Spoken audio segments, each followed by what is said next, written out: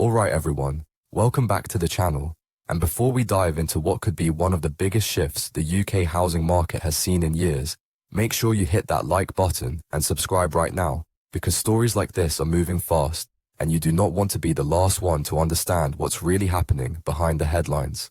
Something genuinely unprecedented is unfolding across the UK property market, and it's catching a lot of people off guard. For years, first-time buyers were treated like an afterthought, priced out by soaring house prices, rising interest rates, and relentless competition from investors and cash buyers.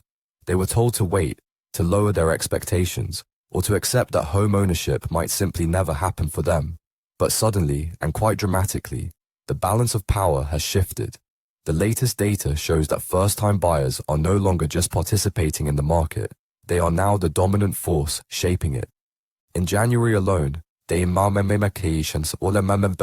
nearly 18,000 mortgages were taken out by first-time buyers. That figure is staggering when you really sit with it, because it's almost double the number recorded at the same time last year. This isn't a gentle recovery or a slow improvement. This is a surge. While much of the media has been obsessed with narratives about market crashes and falling demand, a completely different story has been quietly building underneath the surface. First-time buyers have stopped waiting.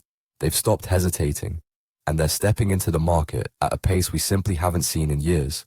What makes this shift even more surprising is the level at which these buyers are entering the market. The average first-time buyer is now purchasing a property valued at around £240,000. Not long ago, experts were confidently predicting that young people would never be able to afford homes anywhere near these price points. Yet here they are, doing exactly that, and in record numbers.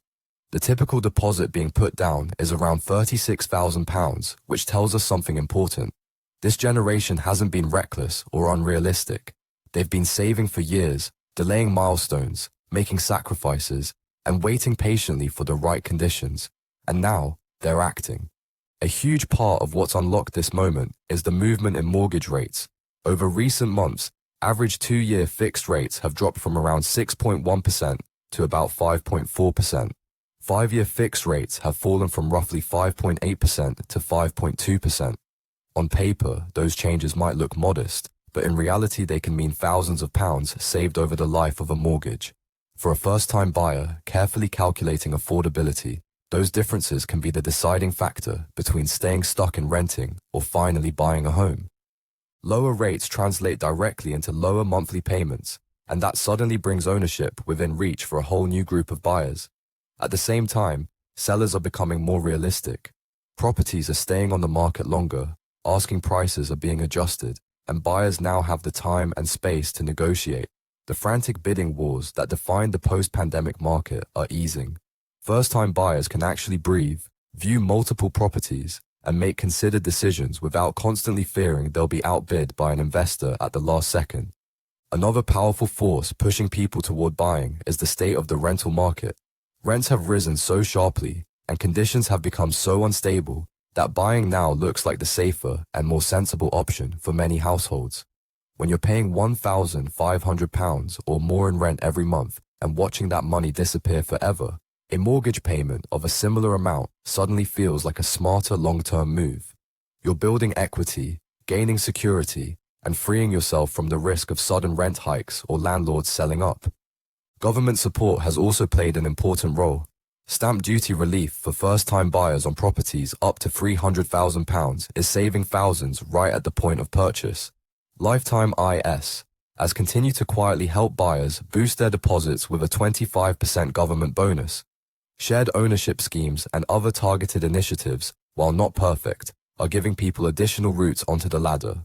When you combine all of this with improving mortgage products, it creates an environment that's far more supportive of first-time buyers than it has been in a long time. Regionally, the story becomes even more interesting. While London remains extremely challenging, other parts of the country are seeing explosive first-time buyer activity.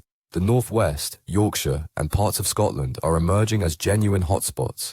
Cities like Manchester, Liverpool, and Leeds are attracting buyers who want real homes rather than tiny starter flats.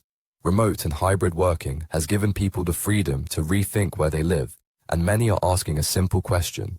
Why struggle to afford a one-bedroom flat in London when the same money can buy a family home with space elsewhere? Importantly, This momentum isn't fading. Data from the early months of the year shows strong mortgage approvals continuing well beyond January.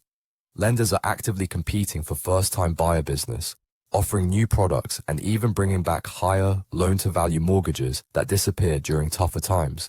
This competition is helping keep rates in check and making borrowing more accessible. The impact of this surge goes far beyond first-time buyers themselves.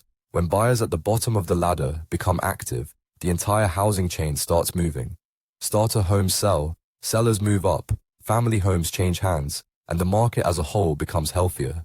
Estate agents are reporting that chains are completing more smoothly, transactions are picking up, and the market feels alive again after years of stagnation. Of course, there are still risks and unanswered questions. House prices remain high by historical standards, and affordability is still stretched for many. Interest rates could rise again if inflation flares up. Housing supply remains chronically low, and if demand continues to outstrip availability, prices could climb once more. There are also concerns about buyers compromising on quality or location just to get on the ladder.